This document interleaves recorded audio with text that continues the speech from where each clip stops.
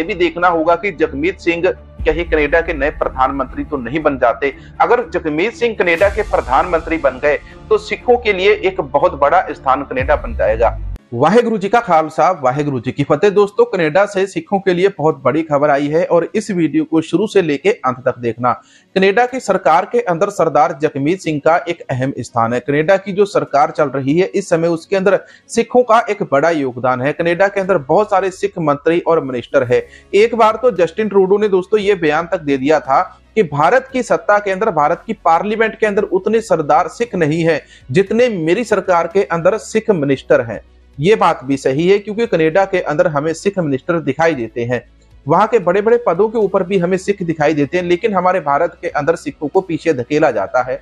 ये भी किसी से बात छिपी हुई नहीं है। कंगना वाले मामले के अंदर हमने वीडियो डाला था, वो जानकारी आपको पता होगी। कंगना वाले मामले के अंदर मुंबई की हाई कोर्ट ने भी ये जानकारी दे दी है कि मुंबई की हाई कोर्ट कहती है कि फिल्म को रिलीज होना चाहिए, फिल्म की रिलीज को होने से कोई नहीं रोक सकता है। अगर फिल्म के अंदर कोई दिक्कत है तो उस सीन को कट कर दो, एडिट कर दो, लेकिन इस फिल्म को रिलीज होना ही पड़ेगा। फिल्म के ऊपर मेकर्स का बहुत सारा पैसा लगा हुआ, जी स्टूडियो का बहुत सारा पैसा लगा हुआ, क्योंकि देखो मुंबई के अंदर बड़े बड़े दल है और ये लोग पैसा देकर अपना काम करवा लेते हैं सरकारों से। अब बात करते हैं हम कनाडा की, कि कनाडा के अंदर जगमीत सिंह ने जस्टिन ट्रूडो को 2019 और फिर 2021 के अंदर समर्थन दिया था। दोनों बार, पिछली 2 बार जब जस्टिन ट्रूडो की सरकार बनी थी, उसके अंदर जो सरकार बनाने वाले किंग मेकर थे वो थे सरदार जगमीत सिंह जी। सरदार जगमीत सिंह के पास काफी सारी सीटें आई थी विरोधी धिर के नेता होते हुए, और जस्टिन ट्रूडो बहुमत का आंकड़ा हासिल नहीं कर पा रहे थे। इस प्रकार से हमारे यहाँ पर मोदी सरकार चल रही है, यानी कि सर्कस सरकार चल रही है।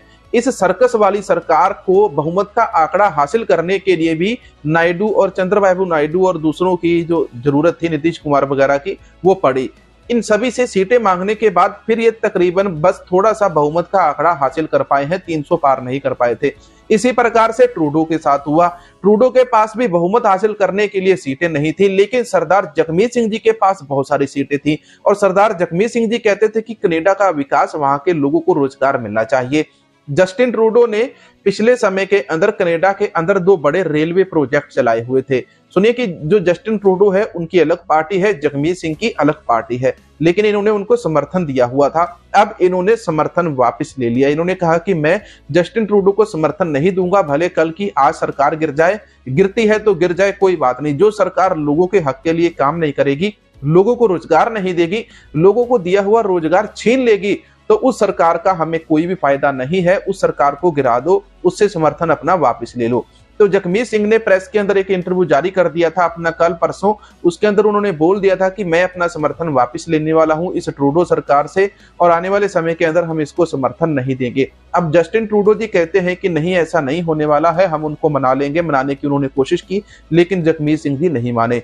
वहीं जो विरोधी धिर के नेता है वो कहते हैं कि जगमीत सिंह ने केवल एक प्रोपोगेंडा रचा था, वो ऐसा कुछ भी नहीं करने वाले हैं। पहले भी इन्होंने कई बार ऐसी धमकी दी है, इनके ऐसी धमकियों के साथ कोई भी असर नहीं होने वाला। लेकिन दोस्तों, इस बार ये जो धमकी है ये असली है, क्योंकि जब ट्रूडो सरकार ने रेलवे प्रोजेक्ट बंद कर दिए, उसके बाद भारत से सिखों को और बहुत सारे दूसरे लोगों को, जो प्रवासी लोग कनाडा के अंदर कामकाज के लिए गए हुए थे, उन सभी को वापस आना पड़ा। कनाडा के अंदर रोजगार कम हुआ। जब रोजगार कम हुआ तो लोगों ने सवाल करने शुरू कर दिए।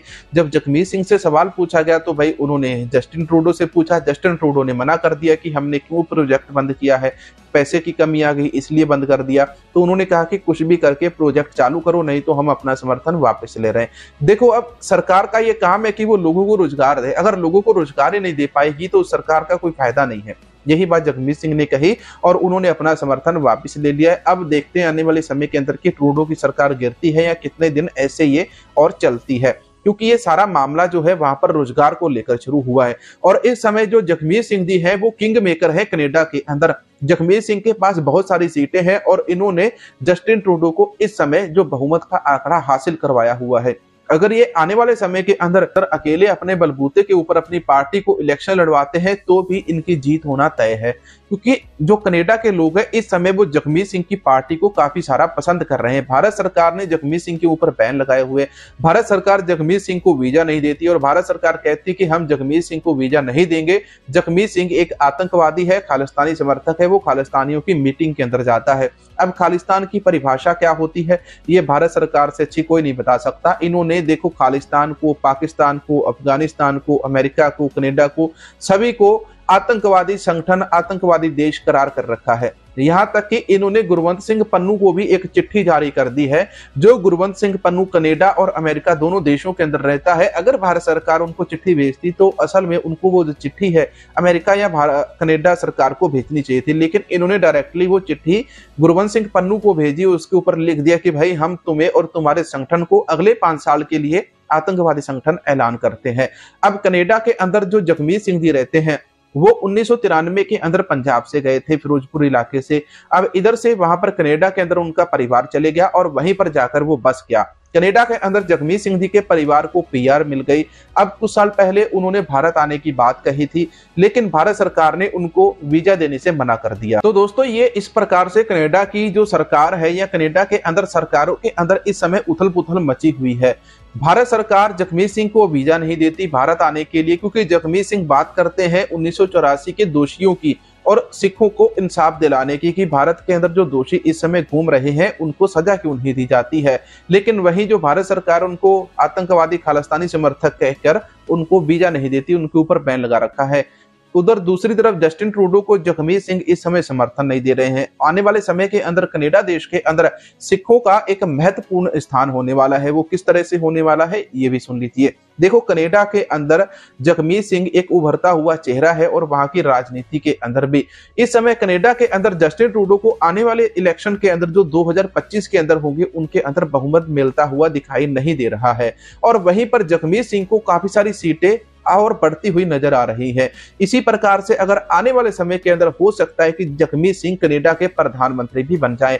अगर जगमीत सिंह कनाडा के प्रधानमंत्री बन जाते हैं तो ये सिखों का देश कहलाएगा आने वाले समय के अंदर, ये आप देख लेना। क्योंकि गुरु गोविंद सिंह जी ने भी यही कहा है, लिखा है, काफी सारी जो पंक्तियां हैं उनके अंदर ये पढ़ने को मिलता है, 100 साखी के अंदर भी, कि जब खालसा राज आएगा तो वो पश्चिम के देशों से आएगा। अगर ये खालसा राज पश्चिम के देशों से आएगा तो वो कनाडा से समझ लो कि शुरुआत होने वाली है। जस्टिन ट्रूडो की जो मुसीबतें हैं वहां पर वो बढ़ चुकी हैं। देखिए अगर रेलवे प्रोजेक्ट कनाडा के अंदर चलते रहते, 2 बड़े रेलवे प्रोजेक्ट थे जिनको जस्टिन ट्रूडो सरकार ने चलाया था, लेकिन इस समय जब कनाडा के अंदर रोजगार की कमी है तो उस समय कनाडा के अंदर उन प्रोजेक्ट को बंद कर दिया, जिसके बाद जगमीत सिंह नाराज हुए और ये उन्होंने अपना समर्थन वापस ले लिया। लेकिन अब वहीं पर बात ही आती है कि इस समय जो जस्टिन ट्रूडो की पार्टी है वो इस समय जो विरोधी धीर वाले नेता है, डेमोक्रेटिक पार्टी है जो विरोधी धीर वाली, इस समय एनडीपी कहते हैं उसको, तो उससे इस समय इनके 18 पॉइंट कम है, यानी कि उनसे बहुत कम सीटें इनको आ रही हैं। अगर जगमीत सिंह कनाडा के अंदर प्रधानमंत्री बन गए तो इस बात के ऊपर मोहर लग गई कि पश्चिम की तरफ से खालसा राज आएगा और पूरी दुनिया के ऊपर ये छाएगा। तो भाई इस वीडियो के अंदर इतना ही। जगमीत सिंह ने ट्रूडो को दिया समर्थन वापस ले लिया है। मिलेंगे कोई और नई अपडेट, नई जानकारी के साथ। आपको ये वीडियो, ये जानकारी कैसी लगी कमेंट करके जरूर बताना। वाहेगुरु जी का खालसा, वाहेगुरु जी की फतेह।